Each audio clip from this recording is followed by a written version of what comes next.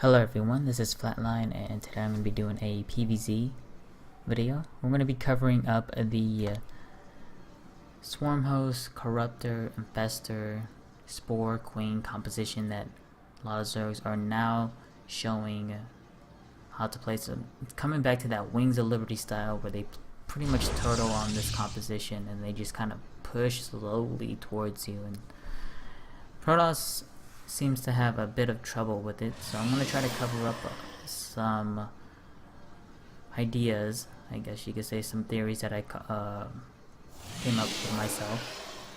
Not 100% sure if it's the right way, but so far it's been the go-to way for me. Anyways, I'm not going to really talk about too much about my opening, so don't worry about my opening. But to go back in PvZ, it's starting to become. There's two ways that Zergs tend to play. It's the Ling Hydra into Spire, where they either go for Corruptor or Mutas. And then generally towards the later stage of the game, towards the ultimate late stage, they'll go for that mass Muta Corruptor style. There's that one way, and then the other way is the Swarm Host style, where they go for just the turtley Swarm Host. Oh, you know what? And they also have another way of going Swarm Host and broodlord. Like they go for maybe 10 Swarm Hosts and they transition, or 6 Swarm Hosts, 6 to 10 Swarm Hosts, and they transition into broodlords. That could be troubling as well, because generally most Protoss have their mindset is like, I gotta get out Colossus as soon as possible, and broodlords really good against Colossus, so.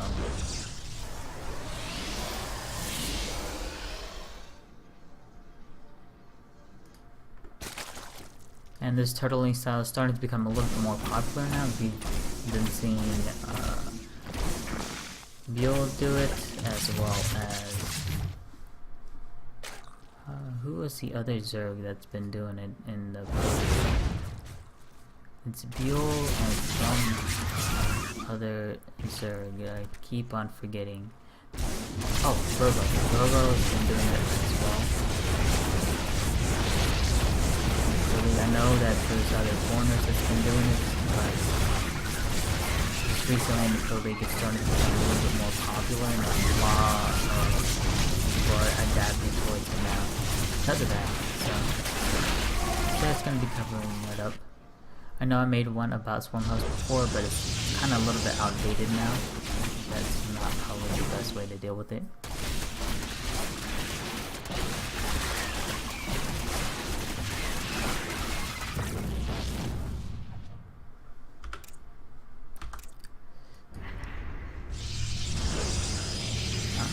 So for Protoss, to cover up how you kind of open, or I guess the opening, I mean, before you expand, gateway expand, one of those, right? The mid game, you can go Robo Twilight, or you could go Double Stargate. It's generally, or you can go with the old wing style. You can go Stargate into Robo. Those are pretty much the three mid game openers. All three of them have some kind of weakness towards them. For Protoss, if you go for the Double Stargate opener, the Hydro Link timing can get kind of scary. I feel like if you do know that they're going to be doing the Hydro Link timing though, you can go for Phoenixes instead of Border. You can be pretty much fine with Charge Phoenix. Also, Hydra Queen's pretty good against Void Ray Zealot as well, against Double Stargate, so that can be a little bit troubling as well. For Robo Twilight, Muto play can get really scary because, as people have noticed, or if you have ever experienced facing Mutas, it's really hard to pull it off with a ground army composition against a really good Muto player.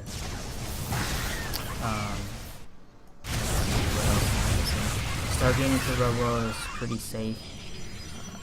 Hydra timings can be kind of scary, depending on your Colossus timing. If you do everything right, your Colossus should come out close to 11 minutes. You're just gonna have to find a way to buy some time to get those out. I think those cover it up pretty well. The most standard or safest way I've seen is Stargate or Robo, Stargate into Robo, or you can go double Stargate. Lately I've been experiencing with double Stargate. Alright, so I'm just messing up my Void Rays, just following what others do.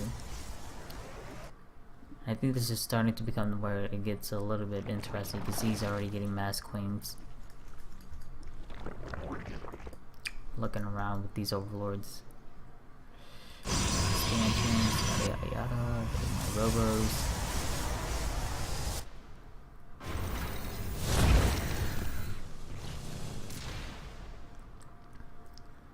Just looking for anything that I can snipe off. So that's the cool thing about double Stargate as well with Void Rays. You can generally try to snipe off their 4th or cancel the 4th. On this map though, he took the 4th all the way in the back, so there's no way I can kind of snipe it. If he took this one though, I feel like I can. It depends though. I feel like there are some timings where you have to be very careful. This is where it becomes really, you want to use your sentry, or have a sentry at least in it, so you can kind of see the position you're in. So let's say his layer's not done, then that means he's not going to have Hydras, which generally means your Void Rays should be fine. Unless he has like a lot of queens. That's about the only time he'll Alright, so here he is doing the Infestor. He's got his mass queens.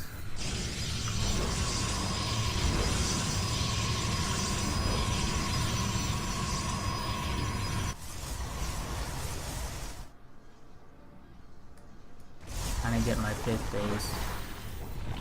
He is starting up his static defense here. Alright, so what I like to do once I discovered that he's gonna be playing this way, you kind of use like little hit squads to, you know, bring him back to his base or cause trouble.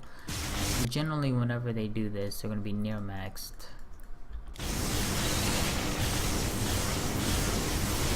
See my army spread out. Void Ray Colossus, and then you want to add on the good stuff, the tempests, the carriers, an oracle. You want to actually have 2 oracles with your army. The reason why you want to have 2 oracles is because once one casts a revelation, and once that revelation is done, you have another oracle to cast a revelation as well, and that's done, you have another revelation, and so on and so on. You want to constantly have vision of the army, so you can use your tempest to snipe. I generally do this whenever I deal with locusts and I'm going double Stargate. Have your Void Rays in a forward position. They kind of deal with the locusts pretty quickly. You see, none of the locusts are actually able to touch any of my buildings. So that's a little bit too scary for me. Don't want to engage into this. Never engage towards the spores if you don't have to, and you shouldn't have to. You want to actually just wait until your tempest comes out, shoot out some of these buildings, force Zerg to attack into you. That's what you want to do. So I just cast Photon Overcharge in my Time Warp, trying to use up your energy. That's another tip. You have to remember, if you want to make a mothership from your mothership core is going to lose all of its energy once the mothership is done. So just cast whatever spells you can at that point, and then make the mothership whatsoever. Here's my run-bys. Here's Warp Prism, Harass.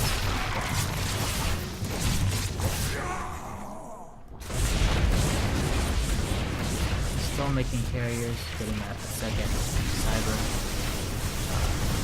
And what you want to do is you want to slowly transition into Sky Toss against this. You don't want to do it too radical and too soon, where it's like a complete straight to Sky Toss, because if they do scout this somehow, like they see you giving up all your Colossus immediately, like let's say you give up all your ground army immediately, they could just push up here and you don't have anything. It takes a long time to build these carriers, so that's why you want to just gradually transition into Sky Toss. Try to cover up the build time it takes to build those carriers. Alright, so against fungals, what you want to do is you want to have your Colossus go towards a forward position of the fungals, so it makes it really difficult for him to commit to these to to the fungals. If he does want a fungal, it's gonna have to be on the Colossus rather than the Void Rays. Void Rays you want to kind of keep because, like I said, you want to transition into a Sky Toss army.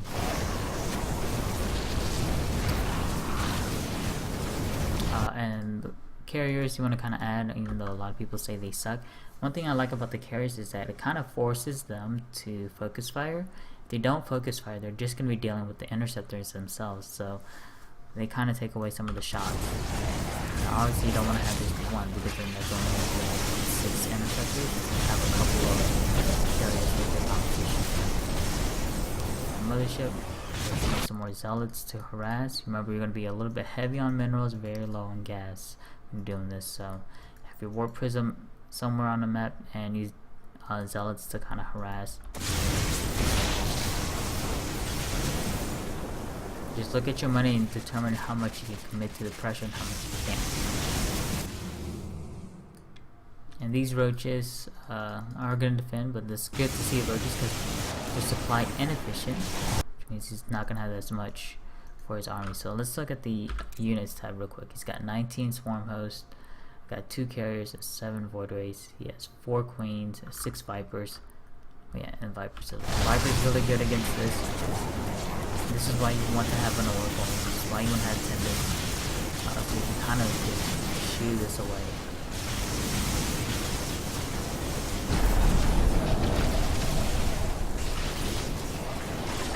Here he is, picking off one by one. He's not losing anything from this. He's just going to be energy based, so that's why it's really good for him. I want to keep your mothership core behind your army, but being able to cloak it because you don't want it to get abducted. Here we go. I'm going to start adding all my tempests here.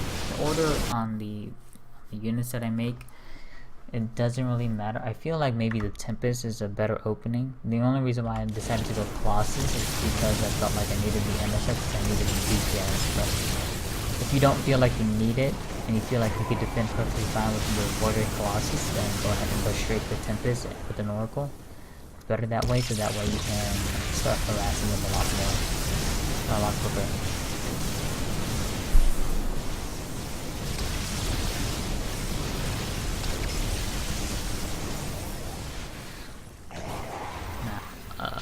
Another thing you need to learn about this is patience, and that's one of my biggest weaknesses is my patience. I'm not really good at being very patient whatsoever.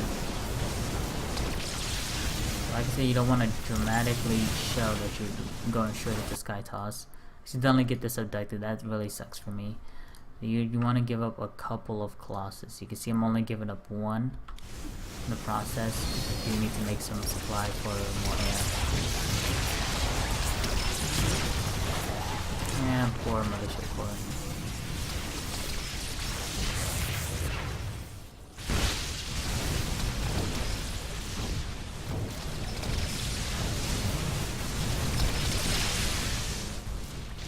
So the number of tempests is 1. Oh gosh. Might have moved too many of these. It's around 10. Can help you one-shot the Spore.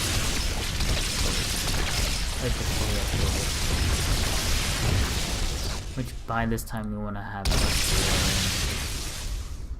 Here's my Oracle, my Tempest. And you still want a good number of Void Rays with this army. Like basically once I have 10 Void Rays, I have about 4 to 6 carriers. The rest should be Void Rays with 2 Oracles. Here's my 10 tempests. Here's my 20 marker. What I'm gonna do with the Oracle is I'm gonna catch a Relation somewhere around here and start chipping them out. And you want to get up to a high tempest count. You don't want to go overboard and make like 30 tempests. You just want to have enough to one-shot buildings like Spores, Swarm Host. Basically any units or buildings that they're going to have in this turtling position.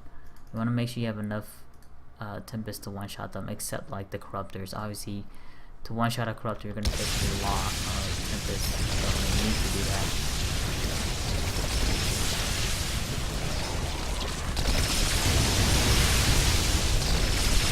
this, gonna cast Revelation. We're gonna put this down on normal. We're gonna put it on my vision real quick.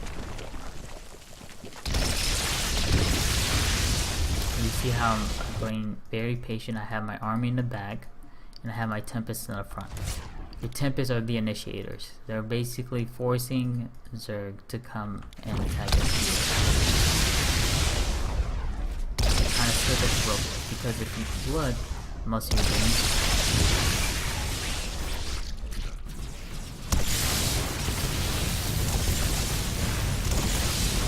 anytime he wants to commit like this, that's when you engage. You have to trade pretty evenly. Yeah. Once they engage and they want to retreat, they're going to lose a lot more than you, because you have the range advantage.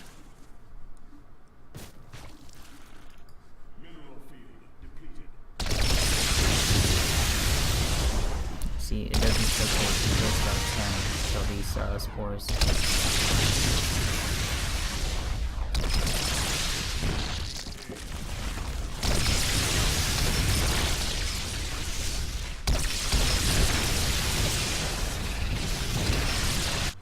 Meantime, I guess I had a DT over here harassing this base and killed this one off. That's nice.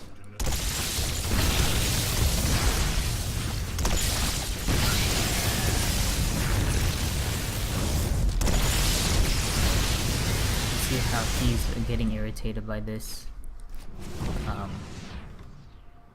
It's pretty much what you want to see happen. We're bringing some zealots here. Like I said, going to be heavy on minerals anyway, so you might as well give this up.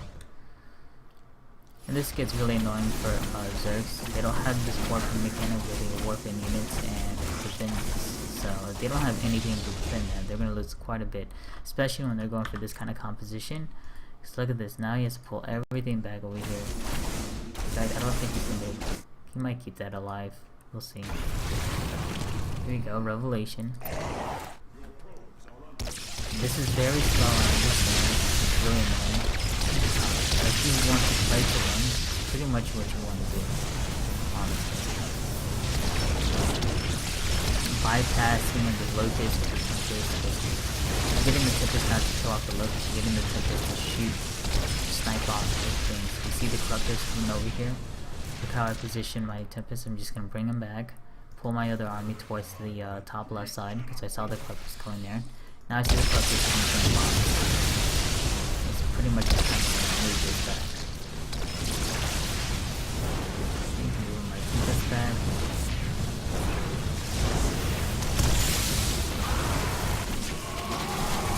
I need to finish it with the roaches.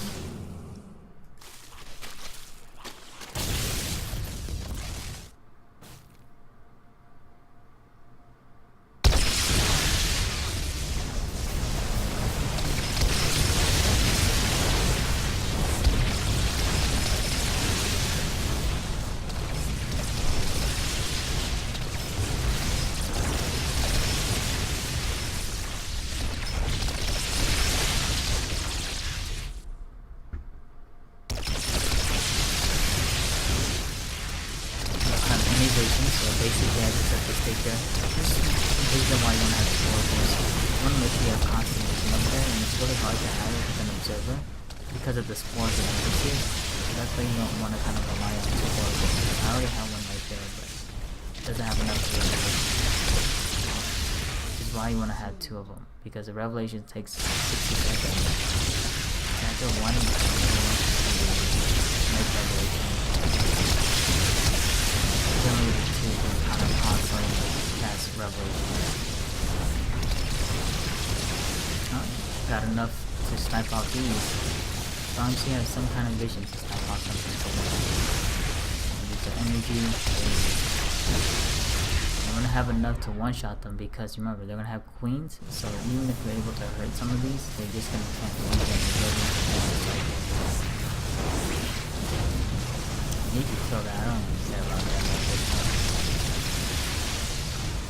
The mothership you don't really need anymore. Once you get into a full sky talk, you don't need it whatsoever.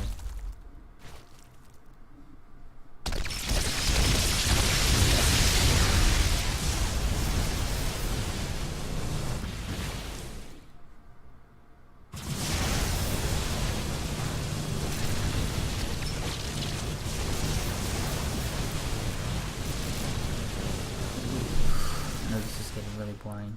There goes his big one one-shotting that easily. And when you get into a full sky toss, this becomes a little bit easier. Be able to get 2 or 3 faces, because all these swarm hearts they can harass these buildings, but that's all they can do. At this point, it's all about armor. This is armor. So if his swarm nodes are not protected, this is the reason why I want to engage now. And all of this off. And once you kill off all the swarm hosts, you can go back into a ground army if you. But generally, your sky toss should be able to prevail at this point. He has a huge bank, but there's really nothing he can do with that bank, honestly. What is he gonna max on that can actually kill this? I guess he can try to go into Midas, but I already have so many Stargates, I can go straight into Phoenix production and be okay. But yeah. So anyways, this is pretty much how I deal with it. Sometimes if you see my stream, I don't deal with it like this because I become pretty impatient. I'm a very impatient player. But if you do want to win, you have to be patient and you want to try to get into this kind of composition with 2 oracles, with Tempest. It's a very good combination to kind of snipe things off. Try to force Zerg to initiate into your army, which is always a good thing for you. But yeah, thanks guys for watching, and I'll see you later.